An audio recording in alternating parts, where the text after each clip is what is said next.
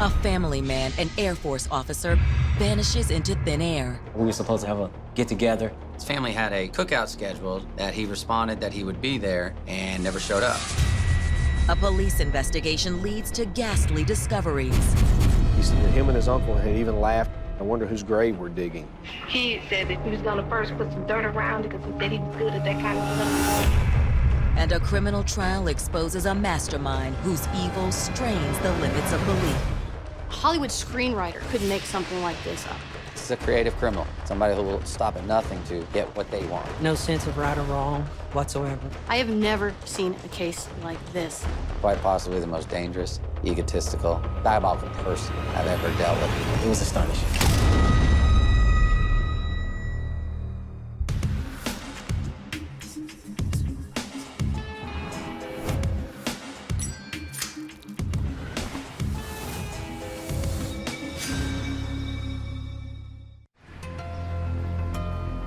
October 12, 2007.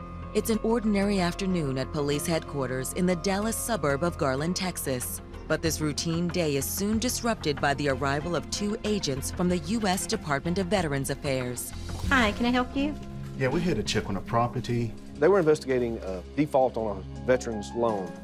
Sergeant Doss, can you help them? Yeah, sure. Come on back here so we can do it for you. They had gone to the house and contacted a person who had rented the house, had found out that the house was being foreclosed on, and some suspicious circumstances caused them to come to the police department and have us get involved with them. The homeowner in question is Michael Giles, a retired and decorated NCO for the United States Air Force, whose pending default is cause for concern. Michael is very disciplined. As far as with his money, as far as with his lifestyle, as far as with his organization, the things that he went through in his life. He's very organized. He was never late on anything. Everything was always up to par and paid. Michael Giles never missed a VA payment in his life on his home. This is sister. I hope this helps. Yeah, sure. Thank you. When authorities track down Michael's sister Gwen, they are in for a surprise. Thanks, Miss Haney, for your accommodations. Oh, sure, no problem.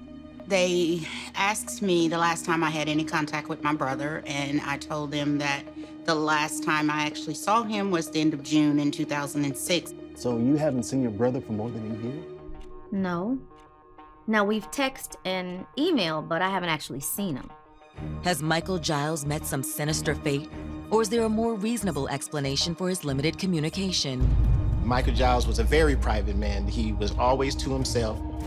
In order to resolve this anomaly in an orderly man's life, Texas law enforcement must confront a sordid case of false identity, brazen lawlessness, and cold-hearted betrayal.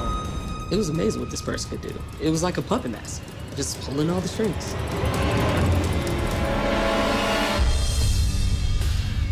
Michael Giles was born in 1959 and spent his childhood in Monroe, Louisiana, where he and his 5 siblings made the most of country living. We actually grew up on my grandmother's farm, gardening and just playing, and he was very mischievous as a little boy, from scaring me with snakes as well as putting frogs down my back. But he was just always wanted to make you laugh. Well, we're a fun-loving family. We're a tight-knit family. When Michael's parents divorced in 1968, the family left behind the rural haven of Louisiana for something more cosmopolitan. We moved to Dallas because my mom had already relocated here, and then she came back and got us once she got settled here, and she remarried at that time. Michael had little difficulty adjusting to his new, more fast-paced surroundings. He was always smiling, joking, having fun. And as he grew into a young man, that happy-go-lucky outlook developed into one of conviction and duty. Michael attended Carter High School, and Mike graduated in 1977. All he wanted to ever do was go to the military. And as soon as he graduated from high school, a year later, he went into the Air Force. In the Giles family, we do have a history of military association throughout our family. The day Michael joined the Air Force marked the first day of what would be a stellar career. Michael seemed to do very well in the military. He received many honors. He did get lots of medals and was honored quite a bit. But the military offered more than just the satisfaction of proudly serving one's country. He enjoyed the travel. He lived in England at one point. He traveled to China. He did a lot of traveling while he was in the military. While stationed in England in the mid-1990s, Michael's focused discipline was no match for the charms of an attractive young woman on the base named Quinetta Harris. Quinetta, let me introduce you to Michael, good friend of mine. Hey, hi. Very nice to meet you, man. You too. Michael met Quinetta when he was in the military, stationed in England, and at that time she was married to another serviceman. Quinetta was a very intelligent person. She was a nurse, well-traveled. She was well-spoken. All right, Mike, we gotta go. You ready to go, baby? Yeah. All right, bro. See you. Take care. See you. Michael was too respectful to make an advance on a married woman. But fate soon did the heart's bidding. Hey, how are you? How's your day? Good. How have you been? Good, you look really nice. Oh, really? Thank you. Thanks for joining me. No problem. Quinetta and her husband had some marital problems and split up. During that time, Michael and Quinetta formed a relationship. What can I get you to drink?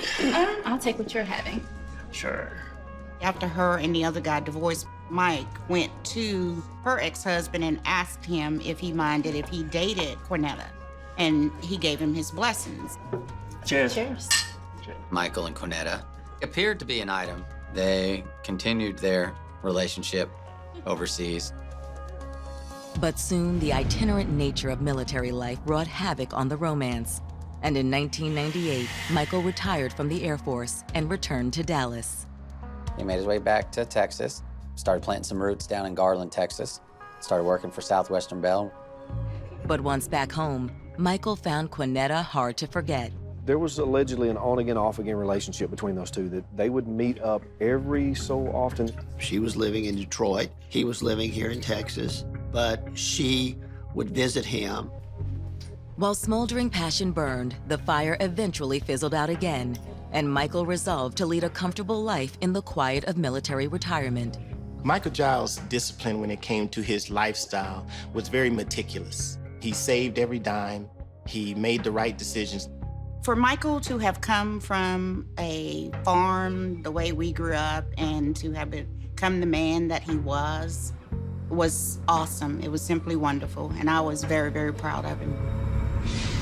But as the years wore on, Michael's family wondered if all the trappings of his success weren't meant to be shared with a special someone. Michael's home was 3 bedrooms, 2 living areas, formal dining room, and an office.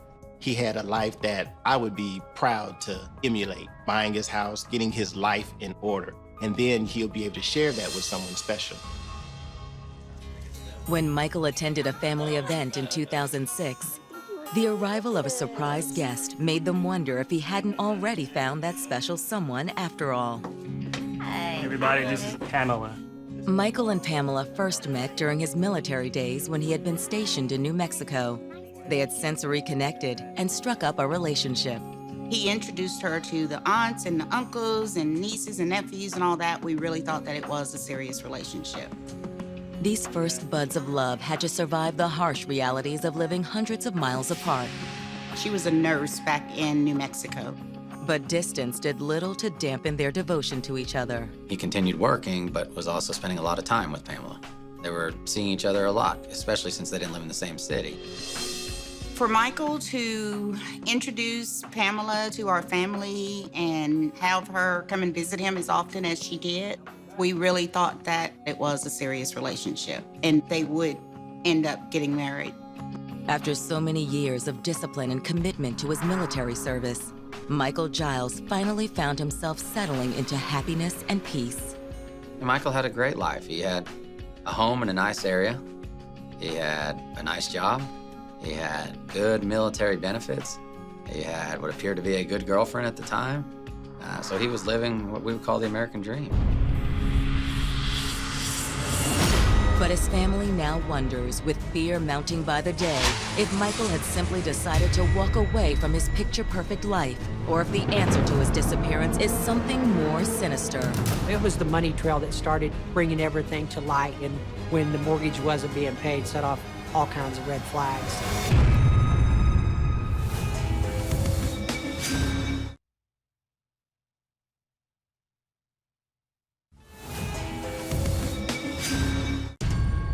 It is autumn 2007 in Garland, Texas, and agents of the Veterans Administration have contacted police after one of their own, Michael Giles, has mysteriously defaulted on a house loan. Michael had a pretty substantial amount of money saved and was very faithful in making all of his payments on time.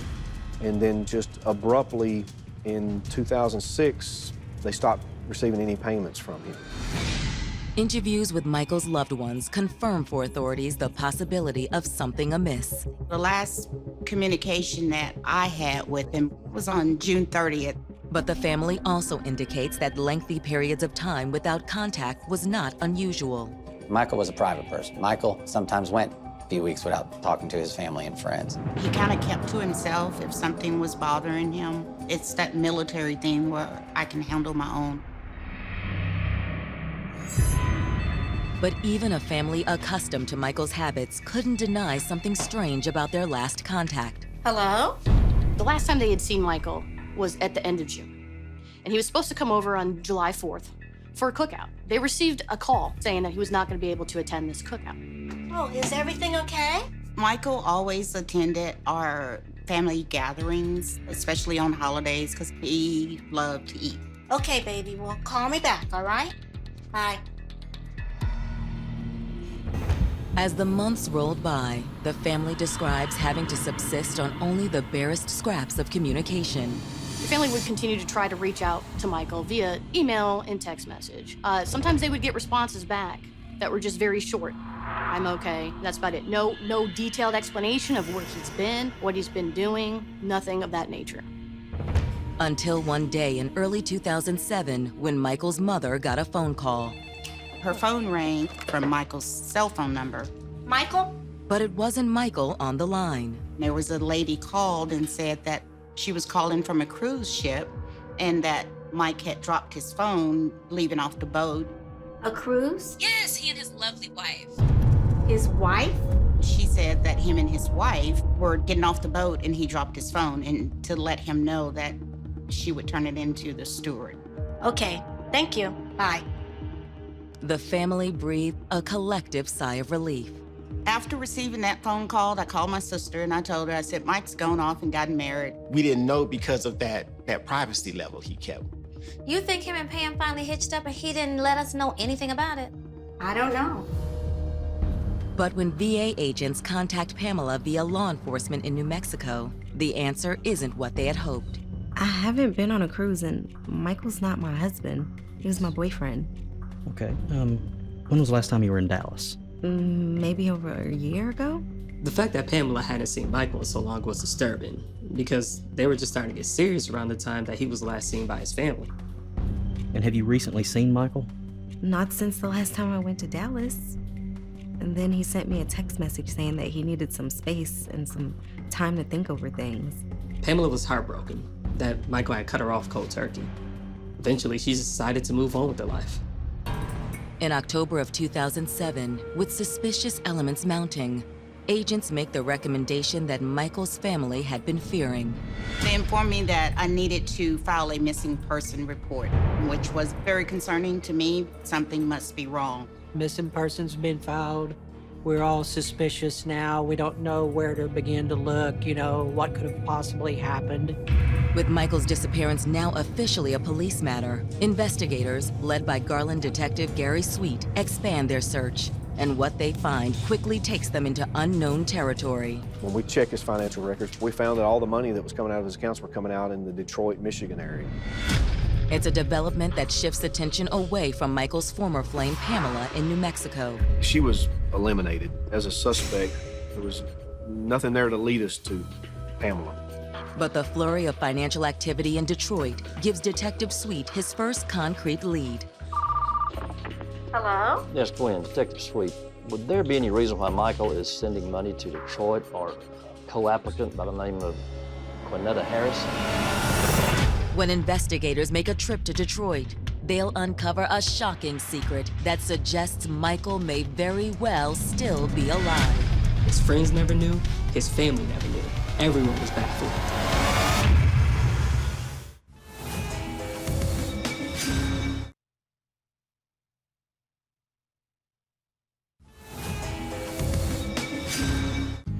48 hours after Michael Giles is listed as missing, detectives have discovered a promising new lead in his personal records, a lead steering them towards Detroit and away from their initial suspect, Michael's former girlfriend, Pamela Stone. We checked his records, and Quanetta Harris in Detroit, Michigan was on his bank accounts. Quanetta worked as a nurse's aide at a nursing home. Authorities are surprised to discover that Michael's family had never heard of such a significant figure in his life. He never mentioned her. He never said one thing about her. She was totally off the charts to them. Okay, thank you. Is it possible Michael Giles had simply left his previous life behind in Garland and started anew? We had to look at everything. I mean, could he have moved to Detroit and be living with Quanetta? Absolutely. I'm gonna have to go to Detroit, find out where this money's going. Detective Sweet flies to Detroit to make contact with Quanetta at her home on the east side of town. Are you Quanetta Harris? Yes, I am. I introduced myself to her. I'm an investigator from Garland, Texas, and I'm investigating a missing person. Told her it was Michael Giles, and she said, yes, I know Michael. Michael and Quanetta met when Michael was in the Air Force. She was married to a subordinate of his. After she had divorced her husband and Mr. Giles had pursued her, they had a relationship. At some point after he moved back from England, Michael and Quanetta had broken up. She had gone back to Michigan, and Michael pursued other love interests. When Detective Sweet inquires about Michael's financial records, Quanetta drops a bombshell. Is there any reason why he's supporting you financially? Yes, we have a child together. She said that they had a daughter together and that Michael had put her on these accounts as child support. Michael's family had never mentioned him having a child. And where is that child? Oh, she's at school, but she does live with me. So you haven't had any contact with him, is that correct? No, he really just helps out financially to provide for our child. Quanetta said that Michael had worked it out with the bank in Michigan so that it would be easier for her to access the funds for their child. It seems a reasonable explanation, but detectives will still need to confirm Quanetta's story. With suspicion swirling, detectives head 90 miles west of Detroit to a bank that handles some of Michael's accounts. There, they sit down with a financial advisor named Donald Eberly. Hey, I've got to go. All right, stick to Sweet. Donald Everly? You happen to handle Michael Giles' finances? I advise him on his finances, yes. And have you ever heard of a lady by the name of Quanetta Harris? Yes, Miss Harris came in here wanting power of attorney over his estate. Quanetta Harris contacts Donald Eberly in East Lansing, Michigan, and presents this power of attorney that is signed by Michael Giles. Michael Giles needed to appear in front of people and actually sign documents that could be witnessed and notarized. And I explained to her that she needed to have him present in order to make the transfer. Quanetta responds that Michael is ill. He was involved in a car crash and subsequently had a stroke. She explains to him that, well, he's had a stroke and he's not able to drive. He's basically bedridden. So Donald says, well, then I can go to your home and he can do it there. So she agrees to this. So I actually met with them right at the bedside and got the paperwork done. What date was that? I believe that was September 29th, 2006. And you saw him that day? Yeah, of course. He had trouble talking, but he was able to get the necessary paperwork done. Michael Giles basically signed over financial and personal history to Quanetta. The financial advisor's story basically matched up to what Quanetta told police. And it also suggested that Michael was alive about 3 months after his family last saw him. Thank you for your time. Thank you, officer. Detectives return to Dallas, satisfied that Quanetta's circumstance necessitates shared finances. At the same time, they still wonder why Michael stopped payment on his property if he was alive for all that time. What often happens with something traumatic, like an accident or a sickness, is that people fall out of their normal routine. They might even fall behind on their bills. Certainly, this could have happened with Michael. As they begin poring over reports of police activity in Michael's neighborhood, detectives stumble upon another new lead, a 911 call that came from Michael's neighbor on the evening of July 5th, 2006, soon after Michael was last seen by his family. The next-door neighbor had called in and said there were 2 pickups and several Hispanic males loading her neighbor's furniture into the trucks. Hi, I'd like to report some suspicious activity. The neighbor made note of the license plate number of the moving truck while police were on their way. Okay, thank you. While she is out watching the vehicles, waiting on the police to arrive, A woman comes out of the house and comes over and introduces herself to this lady and stated that she was the new owner of the house. Hi, I'm the homeowner from next door. Did we disturb you at all? She says she was just selling some furniture. The situation seemed to have already resolved itself by the time police arrived. Didn't know, just trying to be neighborly. They had also spoken to the lady that said she owned the house, and no, there was no suspicion, so everything was good. But now, over a year later, detectives suspect there was more to this call than initially met the eye. They tracked down the license plate number of the vehicle that was in the driveway that night. I ran the tags of the van. Came back belonging to Francisco Vacuna. Bring him in. I want to talk to him. Okay. So we made contact with him. He went by the nickname Vic, and he did remember going over there. Thanks for coming in, Mr. Vacuna. Francisco Vicuna describes for police a curious encounter he had when an unnamed woman approached him on the block about purchasing furniture. My family and I were out in that area trimming trees, doing some landscaping. This woman approached them, asking them if they wanted to buy the furniture. And they said, yeah, they would like to come look. And they bought every piece of furniture in the house for $300. Only $300? Yes, $300 for all of it. Part of the furniture was a couch. And on this couch, one of the cushions, there was a large red stain. And when she was questioned about it by the individual that was purchasing the furniture, she just said it was red paint. He said, we looked around and he said, we didn't see anything painted red anywhere. So he said, we left the sofa. But everything else they bought. But the furniture purchase was not the end of the transaction with this mysterious woman. And what Mr. Vicuna says next will have police scrambling for an explanation. As we were about to leave, she asked if we would do a side job for her. She asked if any of them would be willing to do a little side job and dig a hole for her in the backyard. Francisco says they agreed to dig the hole. So he asked, okay, where would you like this hole? We were anxious to know where he dug that hole at in that backyard, so we asked him if he would be able to show us, and he said he would. And what Francisco shows them will give investigators their first concrete evidence. It was about the size, could fit about a 6-foot person. The case took a turn as soon as they dug up that slab.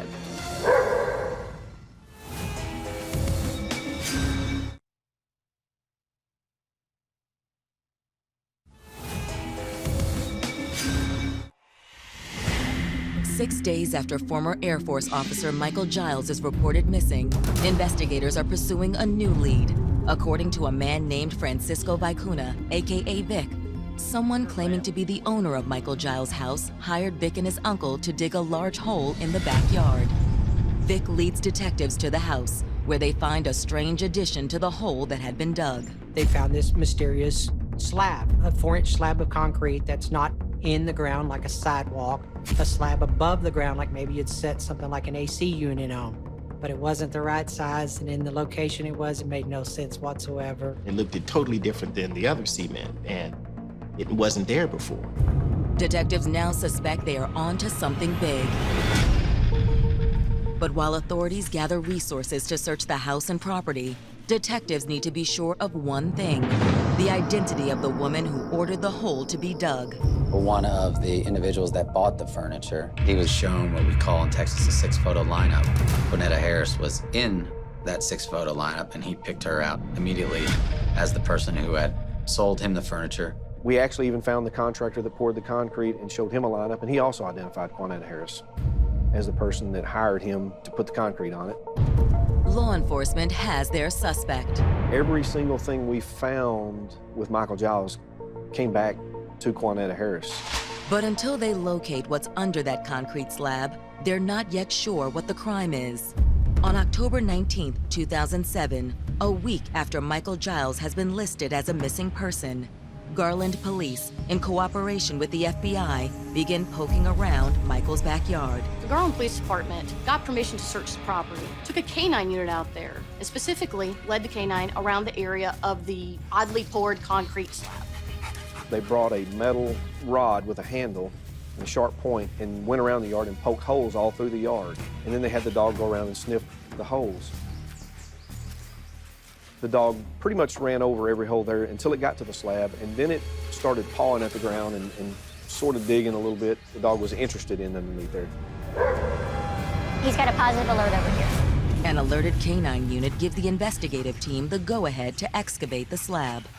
I received a call from Detective Sweet saying that they had been over to my brother's house with cadaver dogs and that they had found an area that had been disturbed. And so they wanted to let us know that it could possibly be on the news the next day because they would start digging in his backyard. As the excavation begins, Detective Sweet and his team are in Detroit, ready to move on their prime suspect, Quinetta Harris. The news was also out there, and if somehow she found out that this is being excavated and she knows that he's there, our fear was that she may try to flee. It isn't long before the excavation turns up a sure sign of the macabre. As personnel dig deeper into the earth, they're met by a disturbing and telltale odor. They could smell decomposed human flesh. That's a pretty distinct smell, and they were smelling decomposition. So we know now for sure we've got a grave. While the FBI evidence team is out there excavating, they find a decomposed body wrapped in a blanket with a throw pillow also in this grave. They are able, on field examination, to see that there is a bullet wound to the head. Michael was later identified by his dental records through the Department of Veterans Affairs. Michael's family reels in the wake of this astonishing development. It was a blow that was gut-wrenching to find out that he had been buried in his backyard for over a year. And to know that I actually went by and knocked on the door, and he was there. He was just back there killed. Meanwhile in Detroit, Detective Sweet's team gets word of the gruesome discovery, and they make their move. You found a body. Once the discovery of the body was made, Detective Sweet then was able to arrest Quinetta. But before detectives can be sure they've caught their perp, an individual will come forward with an alarming admission that will have everyone scratching their heads. A lawyer states, "I have a client who claims to have killed Michael Giles."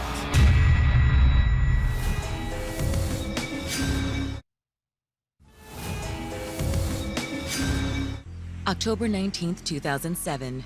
After police and FBI exhume Michael Giles from a makeshift grave behind his own house, his former girlfriend, Quinetta Harris, is taken into custody without incident.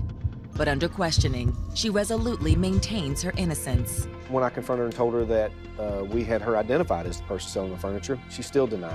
She said she didn't sell that furniture. That wasn't her. One of the neighbors that was there basically identified you and said you were there and some Hispanic guys were moving the furniture out. Me? Mm-hmm. They picked you out of a 6-picture lineup. The conversation then went to the concrete slab that she had had poured. You go to Texas to have concrete poured? No, I didn't. No. Finally, I told her that that concrete slab was being torn up, and she sat very quietly looking at me, and I said, and we dug that up, and I told her, so Michael's not missing anymore. Michael was under that concrete slab that you had poured down there. I didn't have that poured down. And that hole that you had dug. I didn't have that hole dug. You're in a lot of trouble. While Quinetta remains in custody at the station, detectives execute a search on her home and uncover a treasure trove of incriminating research and correspondence. Detectives recovered cell phones, computers, records, anything that you can imagine that linked her to this crime and linked her to Michael Giles. Sweet, check this out. Yeah. She had a notebook that I'm sure she had gotten probably somewhere in Michael's house that had a lot of his passwords to a lot of his accounts, credit cards and things like that, and passwords to them. All of that in a book we found. Authorities also find the power of attorney document granting Quinetta access to Michael's accounts, signed by Michael in September of 2006. But investigators know he had already been deceased at this time. How could a dead man sign a legal document? We found that this was notarized by a lady in the Detroit area, and we made a point to locate this lady to ask her who signed these papers. The notary is Detroit resident Patricia Turner, who police contact at her place of work. Ms. Turner. I tell her that I'm investigating a murder, and she is very uncooperative. Ms. Turner, there are serious implications falsifying legal documents. Now, we can make your life very difficult for you if you don't cooperate. You need to tell me who signed Michael Giles' name in this document. She was very cooperative after that. Told me who it was. DeAndre Knight. Detectives have never heard the name DeAndre Knight. Who was this mysterious man? This was Quinetta's common-law husband. Investigators are shocked to learn that Michael Giles hadn't been the only man in Quinetta's life at the time of his murder. We'll be in touch. This is a pretty intricate, detailed, plotted scam. This eye-opening admission arms law enforcement with a provocative new theory. In collusion with DeAndre Knight, Quinetta Harris had gone to extraordinary lengths to milk the murdered Michael Giles for all he was worth. The plan involved duping Michigan financial advisor Donald Eberly. They rented out like a hospital bed, had him in full bandages, had him where he could barely speak. She had a notary there. He pretended he had a stroke. This was DeAndre, and he signs this information in front of Donald Eberly. It is a stunning revelation. But as authorities begin their investigation of DeAndre Knight, the situation back in Texas has taken a turn for the bizarre. Quinetta was able to post a $500,000 bond. While Quinetta is out on bond, a lawyer contacts Josh Healy at the district attorney's office and states, I have a client who claims to have killed Michael Giles. The client is 19-year-old Dallas resident Erica Flores, who astounded Judicial District Court Judge Andy Chatham with her confession. She says, well, I need to talk to you about Quinetta Harris. Well, she didn't do it, I did. Whoa, it's like a needle going across a record. As far as like, I gotta stop everything. Shut everything down and go, okay, you stop talking, just have a seat. Judge Chatham arranges for Ms. Flores to be formally questioned with representation. Erica Flores arrives at the district attorney's office to speak with Josh and Detective Sweet in regards to the murder of Michael Giles. I had to keep asking her to speak up because she was just so soft-spoken. Finally got the story out of her that she was with two friends of hers by the name of Juan and Vic. Juan and Vic were names that were actually partly involved. They did dig the hole.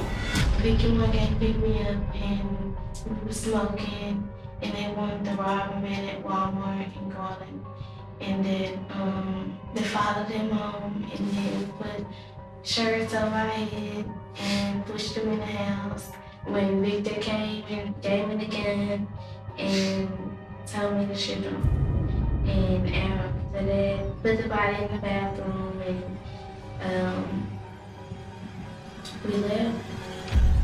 In order to verify a story that could change the face of a major murder case, Detective Sweet ensures that Erica's version of events jibes with the evidence they collected in the field. So I told her, you're gonna have to give me a little bit more detail than that. So, I mean, how did you kill him? She says, I shot him in the head. Vic gave me the pillow and held the pillow while I shot him. But as the questioning gets more detailed, Erica's replies became more suspect. This young woman came in and said that she had committed the Michael Giles murder. Yet she could not provide any details about it. Only few scant details that anyone could know. I said, I know you're lying. And we went through that and she broke and admitted that the story wasn't true. Once they started showing me the pictures of the guy and how he was buried, that's when I just started telling them, I met a lady earlier and she had me to come here and say all this.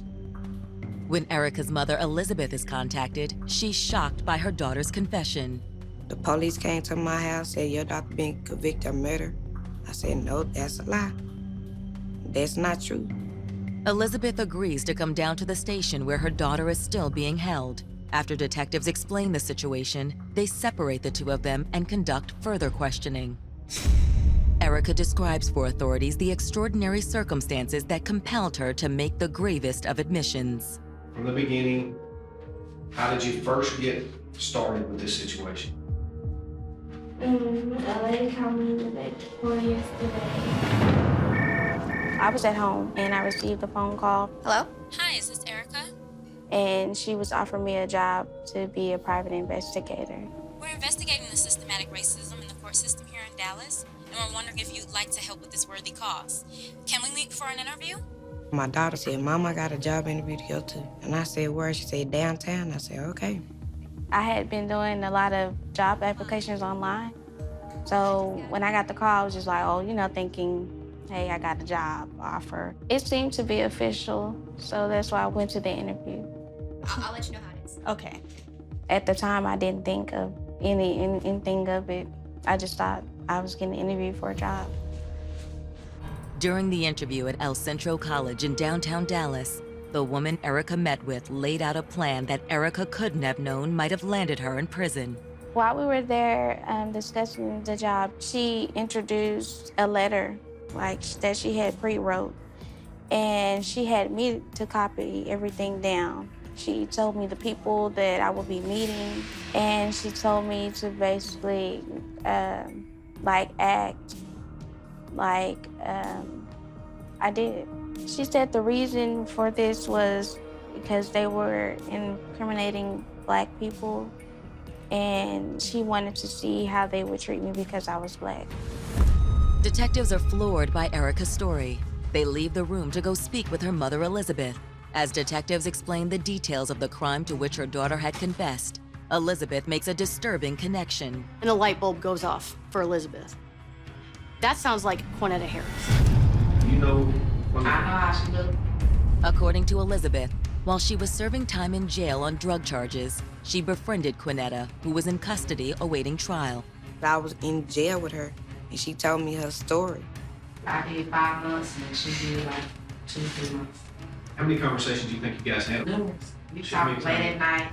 And all of a sudden, she wanted to tell me all her business and stuff. She just started being my friend, buying me stuff, then started asking me how many kids and stuff I got. She was asking me questions about y'all in jail, so I was in jail, and why she keep asking me stuff about my kids? What kind of questions about your kids? Keep asking me how old was they, what you say their name is? Once Quanetta Harris posted bond, she put her plan to frame young Erica Flores into motion. Or somehow she got my home number. My daughter just came here yesterday. When the lady called her yesterday, said, Mama, I got this job. I said, doing what? She said, some lady told me I got to do a private investigative job. Now I can be there at 9:30. She's very shrewd, this lady is, to have her pull that off. We'll get her back in here and we'll let you guys get home. In a case rife with misdirection, investigators can't be too careful in verifying witnesses' accounts. We put a 6-picture lineup together with Quanetta Harris being one of them, and she immediately picked Quanetta as the person that was there. She said, it's this woman, but she had a wig. It's her. We also had Elizabeth identify Quanetta, too, as the same Quanetta that we're thinking of, just to make sure there's not another Quanetta, and she identified Quanetta Harris as the person that was her cellmate. After releasing Erica Flores and her mother, Quanetta is swiftly returned to custody, this time without bond. She was arrested for violating condition of her bond, to have no communications, interference with the case.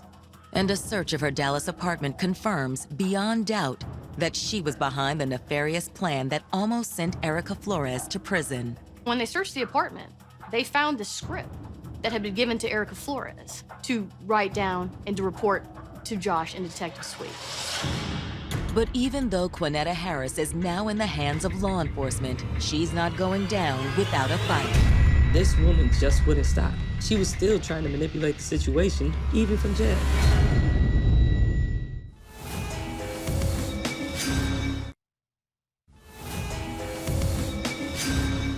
In April 2008, police discovered that Quanetta Harris had coerced a young woman named Erica Flores to confess to the murder of Michael Giles.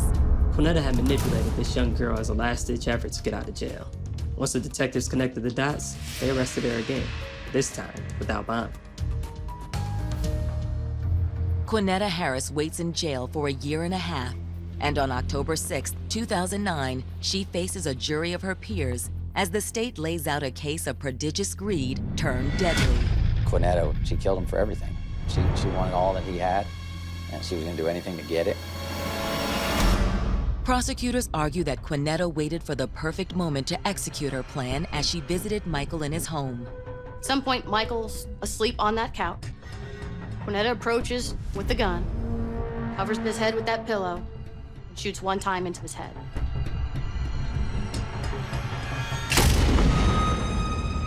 After that, she wraps up his body, puts it in one of the other rooms of the home, decides that she needs to get rid of all his furniture, figures that what am I gonna do with this body? So she has the grave dug in the backyard, goes back to Detroit, basically assumes his identity, empties his bank accounts. From that point forward, Quinetta went to great lengths to make it seem Michael was still alive. Hello? We found out that she actually murdered him on July the 3rd, and that on July 4th, my mom did not talk to my brother, but to Quinetta, who had purchased a voice-changing machine. Prosecutors also claim it was Quinetta who made the call to Michael's family, posing as a cruise ship patron who had found Michael's lost phone. She made the phone call using his phone to keep us quiet down. And Quinetta's twisted string of lies didn't stop there. Quinetta had told Detective Sweet that her youngest child was my brother's child, and we found out that that was not true. It was just totally unbelievable. I couldn't believe that a person can just stoop so low. When defense attorneys take the floor, they suggest to the jury that Quinetta's boyfriend, DeAndre Knight, was a far more likely suspect. It was her position that there was a confrontation between Michael and DeAndre, that resolved itself in Michael being killed. There could have been a jealousy, love triangle going on. But as the trial progresses, it becomes clear that evidence strongly favors the state. Case against Quinetta was like an avalanche. I mean, it starts with a snowball, and it gets bigger and bigger and bigger, and by the time the state was finished, this was just an avalanche of snow coming right at Quinetta Harris. We called the witnesses who dug the hole, who laid the cement, who bought the furniture, who called in the missing persons, to the people that, busted up the cement, to the FBI agents, and it kept going. Quinetta's defense team is not so lucky. No witnesses showed up. Not one single person showed up on her behalf. But Quinetta is banking on the absence of the one person who can testify to her elaborate scheme of gaining control of Michael's assets. When we started the trial, DeAndre Knight was not to be found. DeAndre is the link between Quinetta and the money and how she accessed that money. The state isn't about to let their prize witness go without a fight. We went up to Detroit. We went and yanked him up there and flew him back for trial. And he was about to testify against Quinetta because we were going to charge him with everything. We did file charges on him for his part in the forgeries. They were about to have the star witness come down there and look at her and say, "You did this." And I was there. I know you did this. She knew that at that point, the only thing she can do is plead guilty and hope for something other than a life sentence.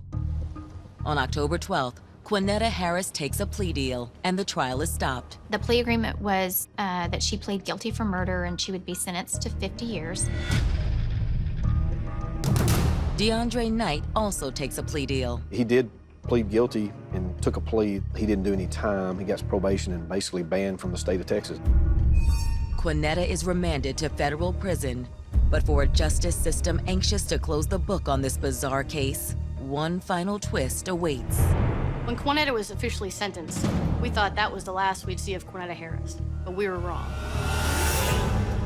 In early 2016, authorities received startling news from the Department of Criminal Justice. Quinetta Harris had been in prison almost 8 years, and there is a motion filed on behalf of Quinetta Harris. Her sentence was changed from 50 years to 8 years, meaning Quinetta Harris would get out of prison in about a month or two.